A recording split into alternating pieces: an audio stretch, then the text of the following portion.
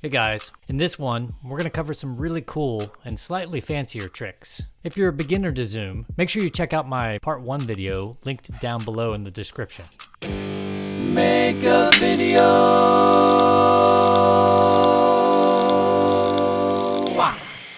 Let's talk about presentations.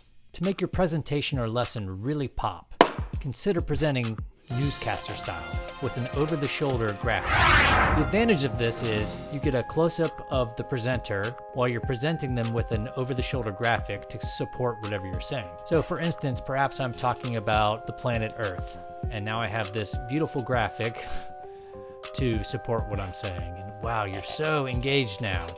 Or, who doesn't love a good chart? For some reason, July is the winner. I have no idea what this chart is, but July is the winner. If you are a presenter that likes to stand and move, no problem. You can use your green screen to project images or videos, a la weatherman style. Note that I am switching slides using my phone with a free app called Unified Remote, which turns your phone into a wireless mouse for your computer.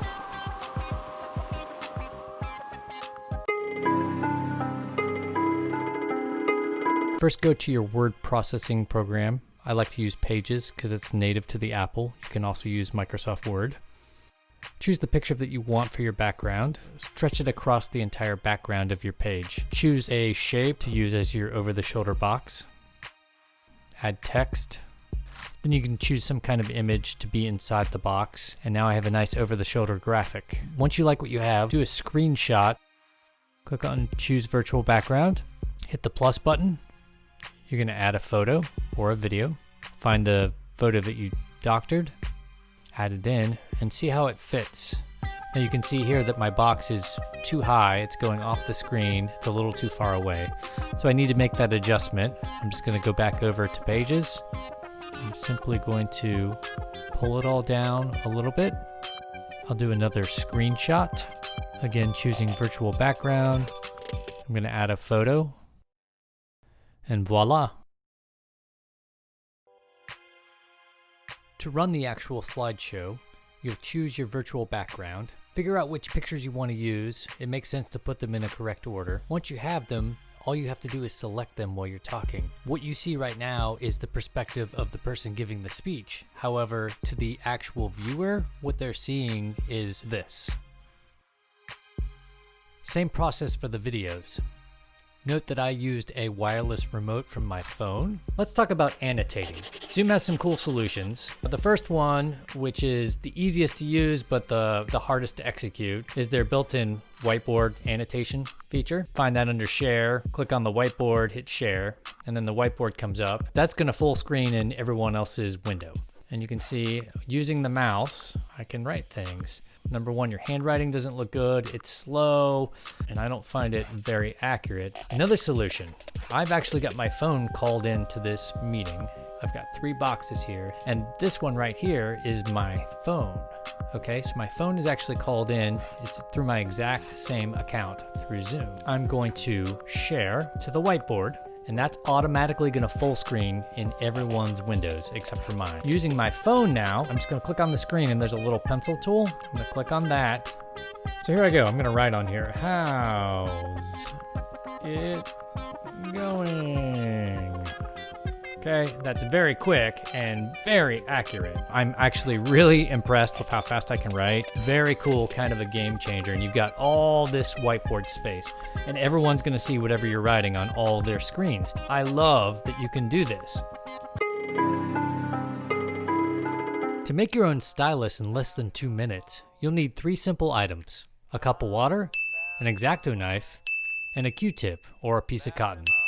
First, take your X-Acto knife and remove the blade. I've already removed mine. Unscrew the top piece, revealing an internal screw.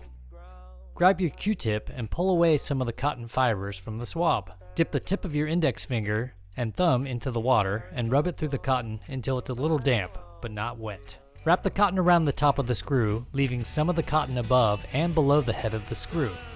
Place the screw back into the shell and screw the entire shell back to the rest of the bladeless X-Acto knife.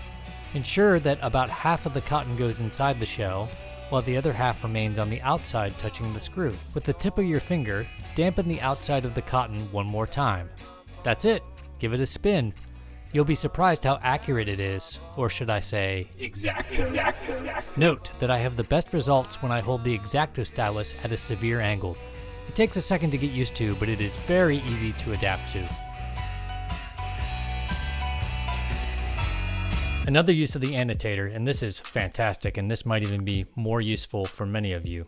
This time I'm going to share my entire desktop. So same deal, I am going to turn on my annotator so I can actually zoom in with my fingers on whatever document I want to work at. And then again, I can click on the pencil.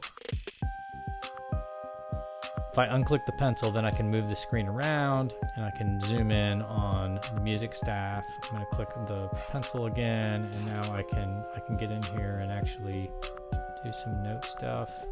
Another option for annotation is a doc cam.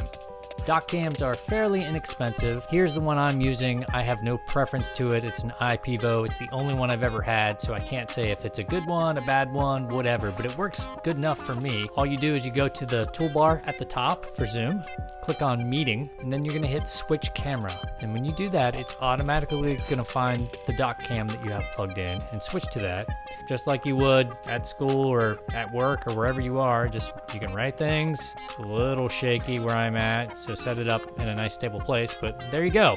Okay, and then the other great option is to use your phone. I've called my iPhone into this session, so I have two of me in here. One is the computer version and one is the iPhone version. I'm going to use my phone as a doc cam. So all I need to do is pin my phone video, exit full screen, and you can see there's my phone. When you pin it, that means it's going to be front and center in your screen. So the one thing you have to do is you have to ask all your students to pin that. There's also a way to spotlight that. Now I have a working doc cam. It's actually even clearer than the actual doc cam. So it's really cool that you can use your phone as a second camera or a doc cam. Spotlight video allows the host to feature themselves or someone in the session as the featured speaker. In speaker mode, this person will always be the highlighted and larger box. Simply go to the ... click and choose Spotlight. So let's talk about a few virtual background tricks that'll help you out. From my last video, you know that I'm using a green screen. So if I choose none, you can see I'm sitting in front of a green screen right now. The advantage to the green screen is it keeps most of you there. There's not a whole lot of noise. You'll notice when you use the built-in virtual background, without a green screen, when you move around, part of you sort of disappears and it doesn't look the best. It looks kind of gimmicky, and I think it looks so much cleaner with a green screen behind you because it has something that it can find to focus in on. Green is not a natural color on human beings, so it's a great color to use to contrast people. If you don't have a green screen or a green sheet, there are some other options. You may have noticed I like to use darker virtual backgrounds. Number one, I think they're cooler. I just like the look myself, but there's actually a bigger reason for that. I'm gonna do a pure white background, and I want you to notice, I don't know if you can see the noise around my hair right now. Noise meaning, do you see how it's sort of like, it's almost on fire, it's blurry at the top when I move around. For some reason, the white really kind of shows the flaws in the green screen process. So I would say avoid really light backgrounds. You'll notice when I switch to a darker one, a lot of that noise goes away. I mean, you can still see it, but your eyes probably aren't drawn to it quite as much in the darker background. So let's say you don't have a green screen. So here I am sitting in front of just a bed sheet. This is just a white sheet with little black dots all over the place. It's actually on my bed sheet. Hope my wife doesn't notice. Michael! Anyway, I've got it draped over the green screen. You can't see the green at all. I'm gonna use this sheet and trick Zoom into thinking it's a green screen. Choose virtual background. Notice at the top, manually pick the color of the background if the detected color is not accurate. Automatically detects the color of your video background and replaces it with the virtual background image. You can manually pick the background color if the detected color is not accurate. So I'm going to tell Zoom that this is a green screen. Now, I have to be careful. If you're wearing white, your shirt's gonna disappear. So you need to be careful what color you choose. You can choose any color you want as long as it doesn't resemble any color that you have. I'm gonna click on this and then it gives me a little sampler and I'm gonna sample that background. And you can see there are a few spots, like my teeth, and there are some spaces in my hair. Let me get a darker background so we can see it a little better. Not terrible, and I still think it's better than the regular virtual background without a back screen. I would definitely recommend without a green screen that you stay away from lighter backgrounds because this is terrifying.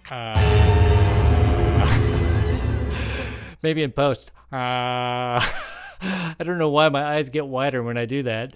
Maybe in post I'll make laser beams come out. I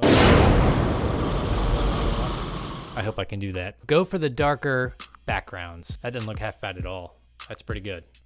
So I'm pretty pleased with that. That's using a white sheet. That's a super cool trick. I hope you use that. Oh, look at my teeth though. Huh. There's the Death Star in my teeth.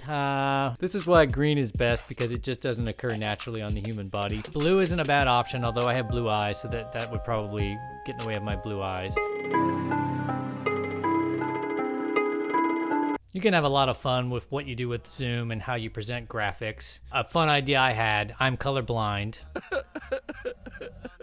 There's a site you can go to where you can type in a message that everyone that is not colorblind can see, but colorblind people cannot. Seems like it would be something fun to do. I would want to do it if I could, but I can't. So I asked my wife to do it, to type in a message, and I figured I'd put it right here, right above me, and so you could see it. And I assume it says something like, "Oh, you're so devilishly handsome," or "I love you," or something like that. So I'm gonna go ahead and say, "Thank you." And if you can't see this, you might want to get your eyes checked. It might mean you are colorblind. We'll be dancing in the ashes as it all comes